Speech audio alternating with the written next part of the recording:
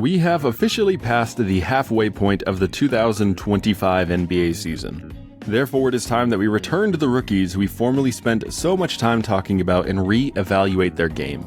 I made this sort of grading video at the 1 month mark of their NBA career, so up to that point, we did not have a ton of footage and data to go off of. But by now, the picture of what these players will be has become far more clear. So let's regrade everyone. Before we get started, please do me a big favor and like the video, as it helps me out far more than I think you guys realize, and subscribe. I'm trying to hit 1 million subscribers by the end of the week, so help me out. Now, let us get started.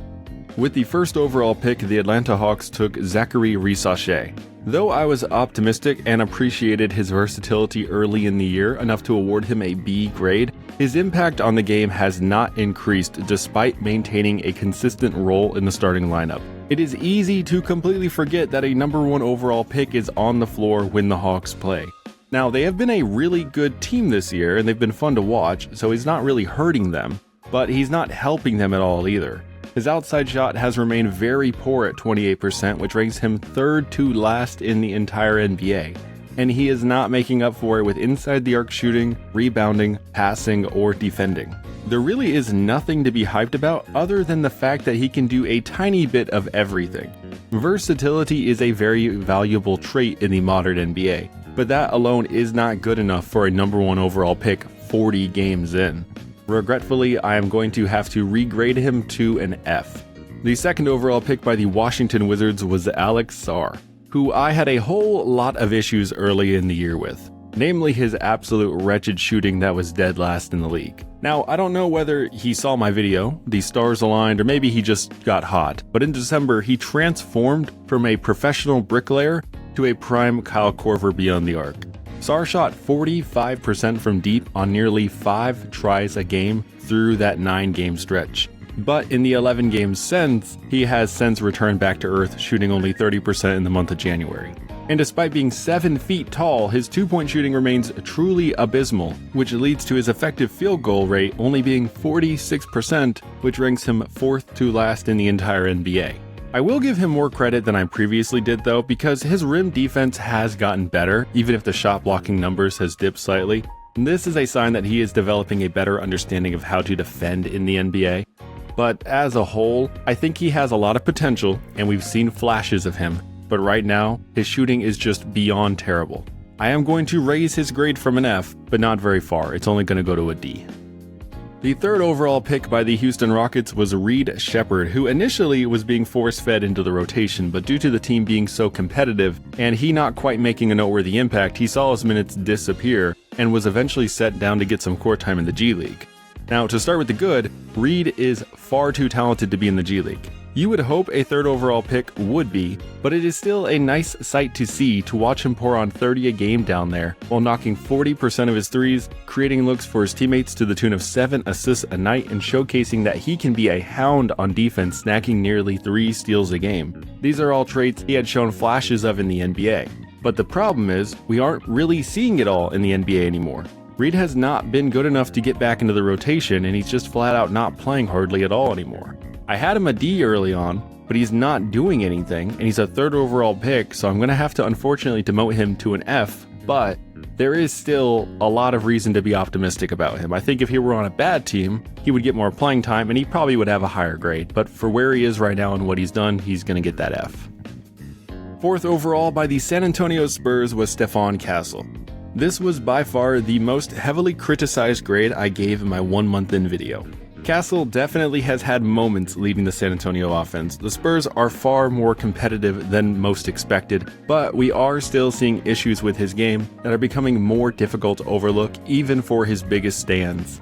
His outside shot falling at only a 25% clip is not going to work. That is dead last in the entire NBA by a whole 2%. And his effective field goal rate of 45% is second to last. That can't be ignored. It is the main reason his offensive rating is only 101, which is third to last in the league. And his net rating of minus 16 illustrates that he is not making up for it defensively, even with Victor Wembanyama being his rim defender behind him.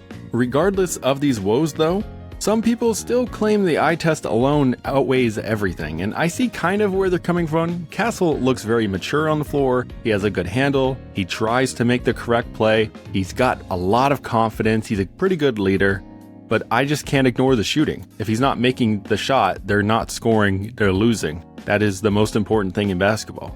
Unfortunately, for the Stephon Castle fans, I'm not changing his grade. He was an F last time, he is getting an F this time. 5th overall, the Detroit Pistons took Ron Holland. Similarly to Sarr, Holland shot incredibly well in the month of December for some reason, as he knocked down 42% of his threes, but on a much smaller volume of only 1.4 a night.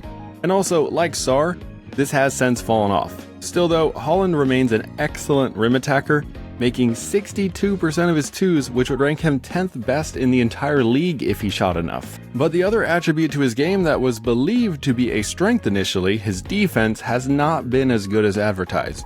He is not the hound around the perimeter people had hoped, and his athleticism and good size have been useless with rim protection. His defensive rating of 114 is not only worse than league average, but it's also worse than the Pistons team average. There are issues, but the rim finishing is still very impressive. I'm going to upgrade Holland's grade from an F to a D. 6th overall, the Charlotte Hornets took Tejan Salon, and there is no sugarcoating it. I still have not seen any reason to improve Salon's grade from an F. The outside shot remains awful at 28%. He has no clue what to do inside the arc, leading to an effective field goal rate of 40%, which would be dead last in the NBA. He does not create scoring opportunities for his teammates, and despite his strength and size, he does not rebound very well. His offensive rating of 94 and net rating of -20 tell the story pretty clearly. I still don't think the league should give up on him, but Charlotte surely hoped for more given how high they drafted him and who they passed up on in the process. Salon keeps his F. 7th overall, the Portland Trailblazers took Donovan Clingan. Early in the year, Clingan was a bright spot in Portland, but it has not led to an increased role on the floor due to who is in front of him in the depth chart. His production as a rebounder and rim protector remains extremely impressive though. In per 100, he is 7th in the NBA in rebounding and 2nd in block shots. He is a solid finisher around the rim, but that would probably be his biggest weakness thus far, and perhaps that is why Portland refuses to move him into the starting lineup. Now I find that foolish, but that is not my decision to make. Some people have commented that Clingan appears a bit flabbier than he did in college, which could be a problem. Maybe there is something going on there, but I also know people like to micromanage NBA players' body fat, so that's probably not even a real issue. I think the future is going to be very bright for Clingan in Portland, but I am going to lower his grade from an A to a B. He is still fantastic, but the production remains very low, and there are other rookies later on who are just simply doing more and deserve that grade more. 8th overall, the Minnesota Timberwolves took Rob Dillingham, and up until just about a week ago, he still was not a regular rotation player. But as of me preparing this, in the last 3 games, he is playing 16 minutes a night as the backup point guard. Rob has been extremely effective in these games. It is rare to see a young player sit the bench so much, then check in and drain their lone shot attempt they get, but Rob somehow has remained extremely sharp while in his warm-ups.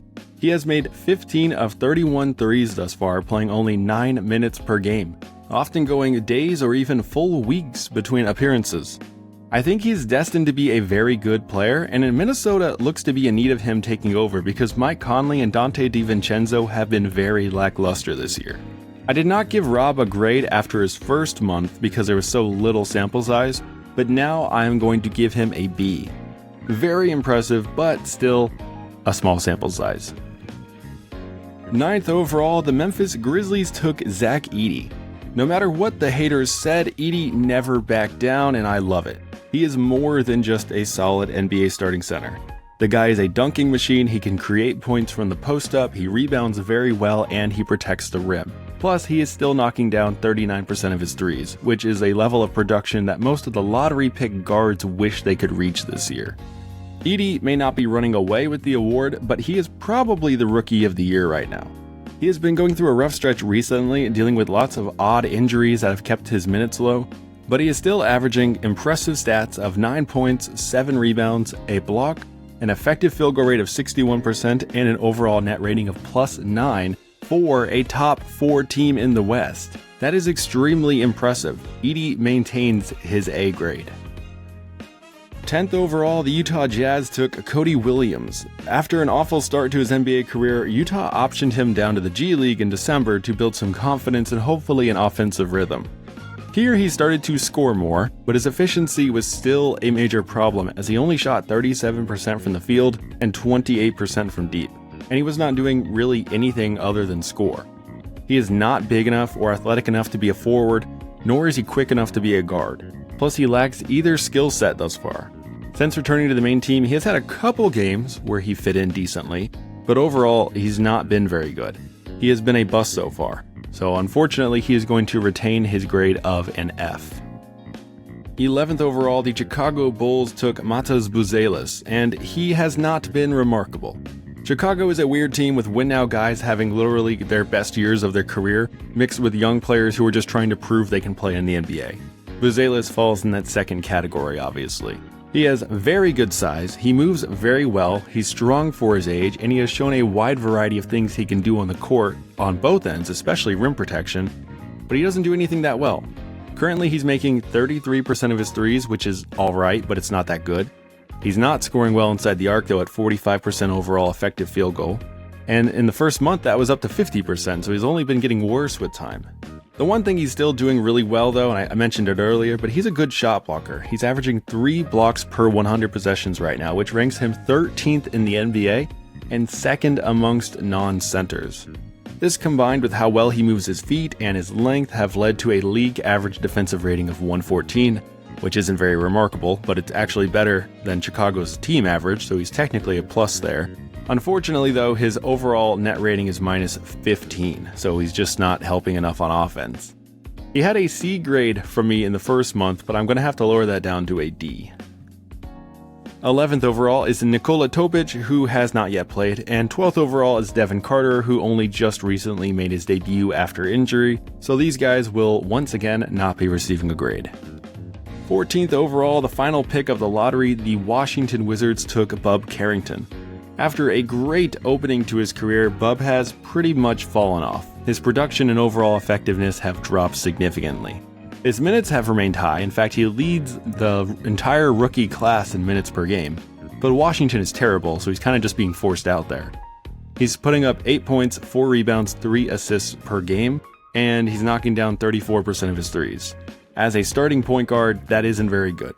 His net rating is minus 19.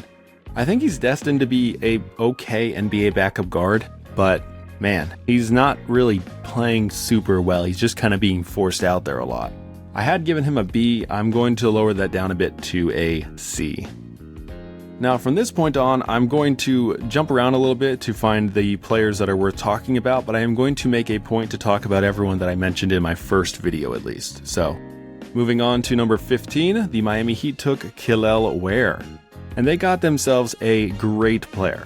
In my mock draft I made a point to express how interested in Ware's outlook in the NBA I was. The guy was just as, if not more athletic than Sarr, but was far more well-rounded a player, especially with shooting.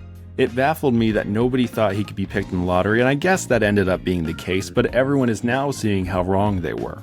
Ware is awesome. After hardly touching the floor for the first 2 months, he finally started getting some meaningful action in January, and he has taken advantage of the opportunity.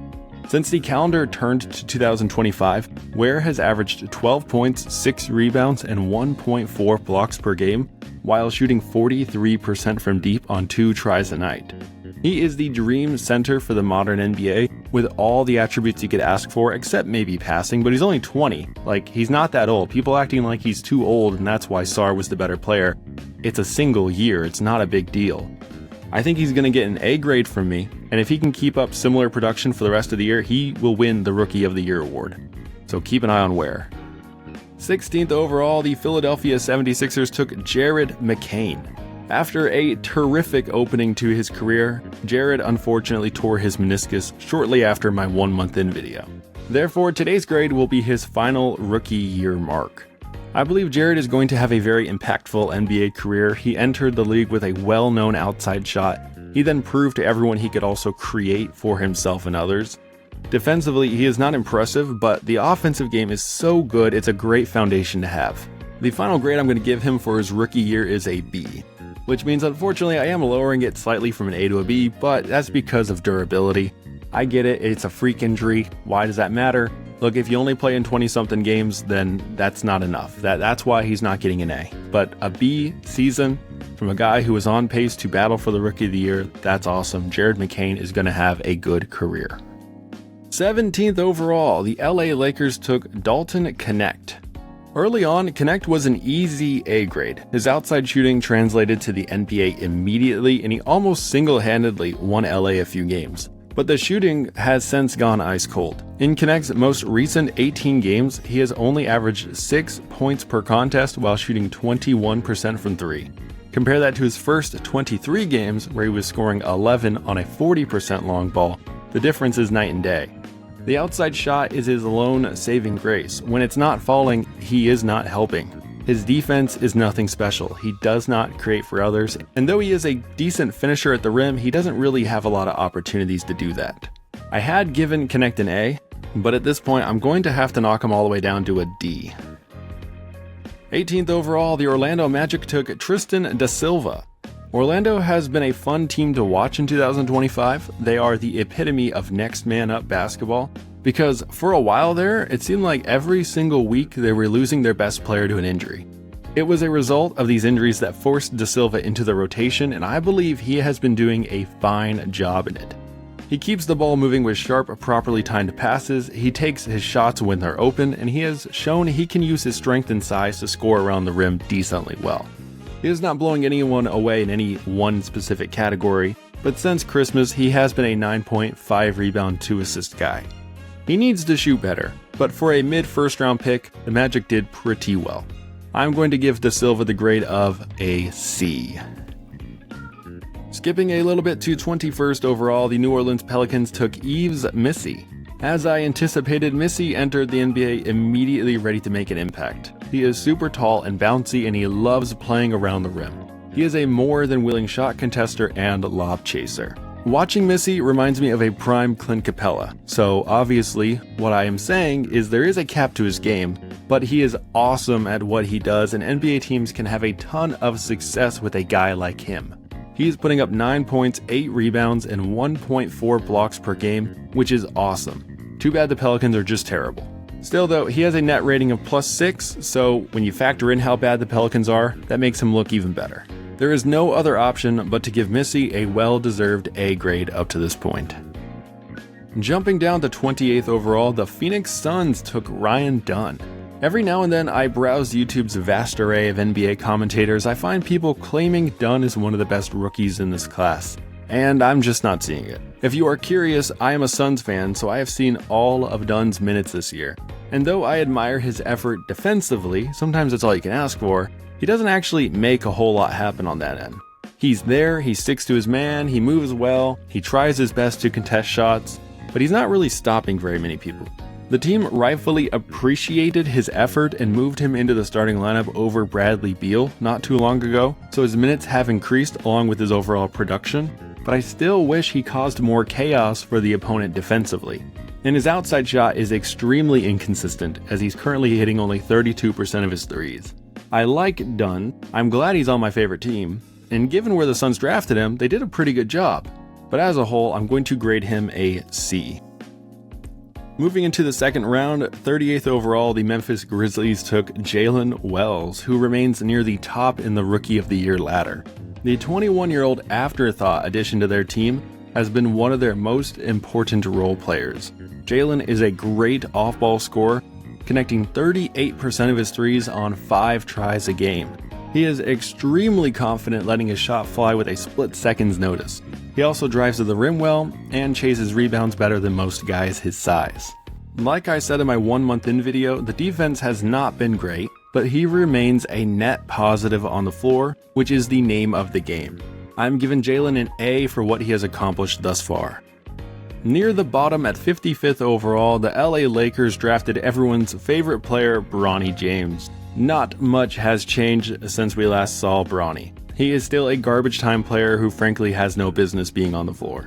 Down in the G League, where he has spent most of the year, he is at least producing more, to the tune of 14 points, 4 rebounds, 3 assists, and 2 stocks per game, but the shooting is just awful. He is only connecting 28% of his threes and 44% of his twos. Plus, he is averaging 3 turnovers a night with a minor league squad. This is not par for what an NBA player should be producing in the G League. Obviously, I admire his work ethic, and I have to give him a lot of credit for having thick skin, but he is simply just not good enough to be in the league. He's going to be getting an F. And moving on to the undrafted guy I like to talk about, it's Yuki Kawamura of the Memphis Grizzlies. I'm going to toot my own horn a little bit. I was the first English speaker to highlight his game back in the day, saying he deserved a shot in the league, and I am still, honestly, shocked that he has gotten that chance. Throughout this year, Yuki has gotten so much better. He entered the season with incredible handles and passing, which combined with his speed, IQ, and confidence led him to being one of the most fun players to watch, but his outside shot was so terrible, it kind of derailed his game. Since Christmas, with the G League team, he has figured something out. He is averaging 22 points, 6 assists, and 2.7 steals per game, while shooting 46% from deep in the G League. Yuki has not yet found consistent minutes with the Grizzlies due to their elite point guard play, but I think he has shown he can be a backup point guard in the NBA. I'm going to keep his grade as a C. He was an undrafted player, so don't forget that. He gets a C grade. And there you have it, my updated rookie grades halfway through the 2025 season. Please let me know your thoughts down below. Who am I too high on? Who am I over criticizing? And who may I have missed that you guys would have talked about? Thank you guys for making it up to this point. I will see you all next time.